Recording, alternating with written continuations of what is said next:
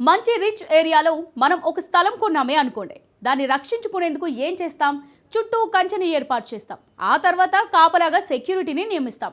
This land belongs to అనే board పెడతాం. కొంత భూమికి ఇలాంటి ఏర్పాటు చేస్తే దేశాన్ని రక్షించుకునేందుకు ఎలాంటి ఏర్పాటు చేయాలి? శత్రువుల దురాక్రమణలను ఎదుర్కొనేందుకు సొంతంగా సైన్యాన్ని ఏర్పాటు చేసుకుంటాం.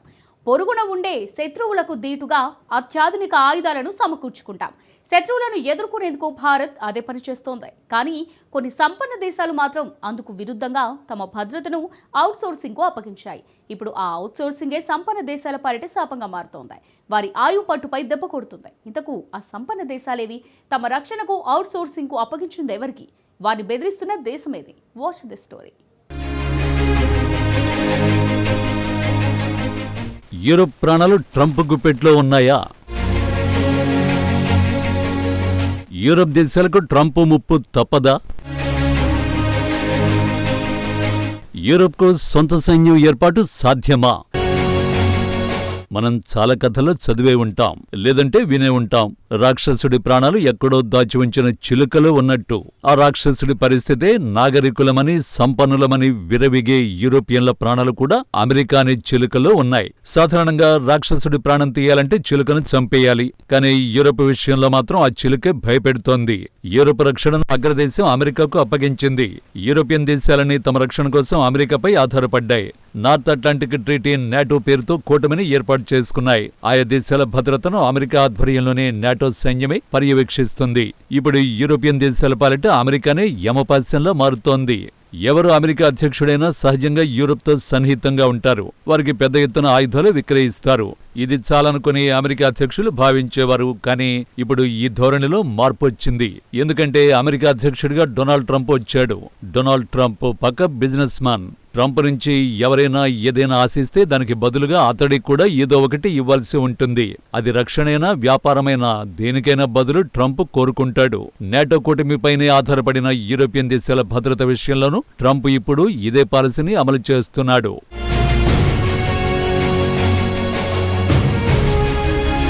యూరోప్ ప్రాణాలు ట్రంప్ గుప్పెట్లో ఉన్నాయా?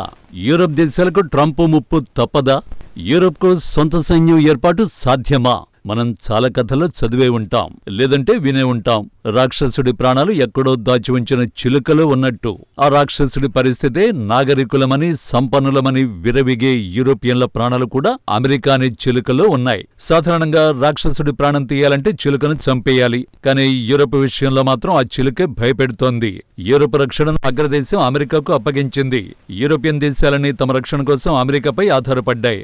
నార్త్ అట్లాంటిక్ ట్రీటీ నాటో పేరుతో కూటమిని ఏర్పాటు చేసుకున్నాయి. ఆయా దేశాల భద్రతను అమెరికా ఆధ్వర్యంలోనే నాటో సైన్యమే పర్యవేక్షిస్తుంది.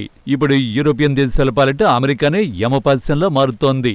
ఎవరు అమెరికా అధ్యక్షుడైనా సహజంగా యూరోప్తో సన్నిహితంగా ఉంటారు. వారికి పెద్ద ఎత్తున ఆయుధాలు విక్రయిస్తారు.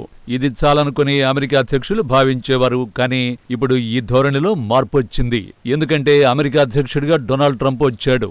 డొనాల్డ్ ట్రంప్ పక్క బిజినెస్ మ్యాన్. ట్రంప్ నుంచి ఎవరైనా ఏదైనా ఆశిస్తే దానికి బదులుగా అతడికి కూడా ఏదో ఒకటి ఇవ్వాల్సి ఉంటుంది.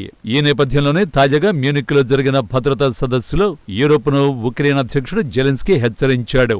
రష్యాతో యూరోప్కు ప్రమాదం పొంచి ఉందని, ఇప్పటికైనా మేల్కొనాలని పిలుపునిచ్చాడు. సొంతంగా సైన్యాన్ని సిద్ధం చేసుకోలేకపోతే ఇప్పుడు ఉక్రెయిన్కు పట్టిన గతి రేపు యూరోప్కు తప్పదని జెలెన్స్కీ డేంజర్ బెల్స్ మోగించాడు. గతంలో మాదిరిగా యూరోప్పై శత్రువులు దాడి చేస్తే అండగా అమెరికా రాదని తేల్చి చెప్పేశాడు. మరోవైపు రష్యా మాత్రం మరింత దూకుడుగా యూరోప్ను కబళించేందుకు వస్తోందని ఆందోళన వ్యక్తం చేశాడు. జెలెన్స్కీ హెచ్చరికల్లో నిజం ఉంది.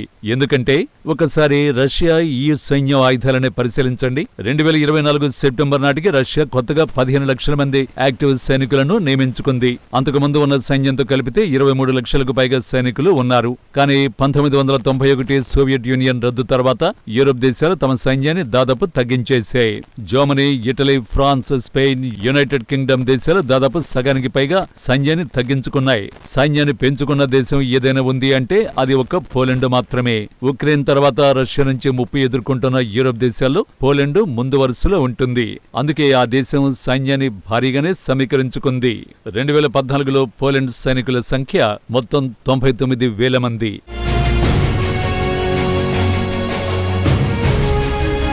కానీ 2024 నాటికి పోలాండ్ సైన్యం 2,16,000కు చేరింది. నాటోలోనే అతిపెద్ద సైన్యాల్లో ఒకటిగా పోలాండ్ నిలిచింది. 2024లో పోలాండ్ జీడీపీలో 4.2% రక్షణకు కేటాయించింది.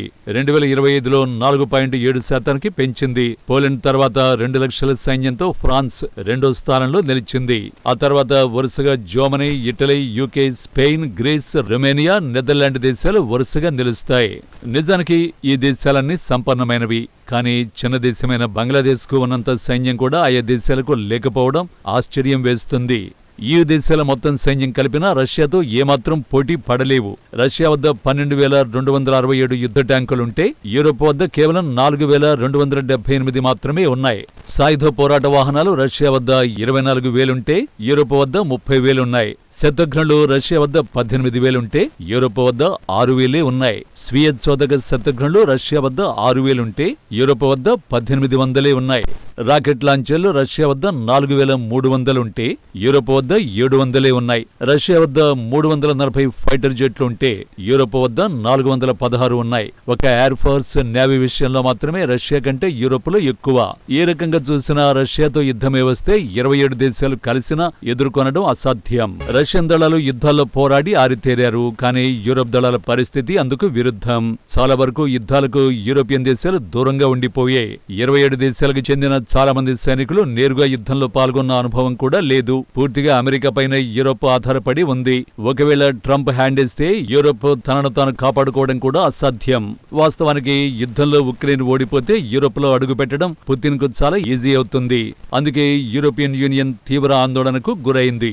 ఈ నేపథ్యంలోనే ఉక్రెయిన్ కు భారీగా ఆయుధాలను అందించాయి. ఇప్పుడు ఆయా దేశాల వద్ద ఆయుధ నిల్వలు కూడా తగ్గిపోయాయి. యూరోపియన్ దేశాలు తమను తాము కాపాడుకోవాలంటే ట్రంప్ ఎంత డిమాండ్ చేస్తే అంతా ఇచ్చుకోవలసిన దుస్థితి ఏర్పడింది. నిజానికి EU దేశాలు నాటోకే నిధులు సరిగ్గా ఇవ్వడం లేదు. ఉదాహరణకు జర్మనీనే తీసుకోండి. జీడీపీలో 2% నాటోకు బిలియన్ నిధులు ఇవ్వడం లేదు. ఇక Norway, Finland, Latvia, Lithuania, Montenegro, Slovakia, Sweden, Romania లాంటి దేశాలు నాటోకు బడ్జెట్ ఇవ్వలేని పరిస్థితుల్లో ఉన్నాయి. పైగా యూరోపియన్ యూనియన్ లో 27 సభ్య దేశాలు ఉన్నా ఒకటంటే ఒకదానికి పడదు.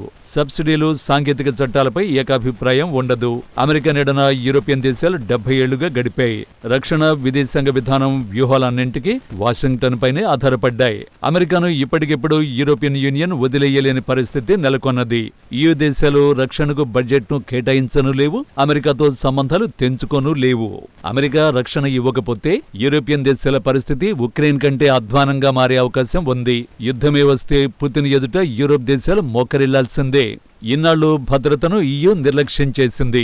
ఇప్పుడు మేల్కొన్నా ఏమీ చేయలేని దుస్థితి యూరోపియన్ యూనియన్ దేశాలది. పేరు గొప్ప, ఊరు దిబ్బ అంటే ఇదేనేమో.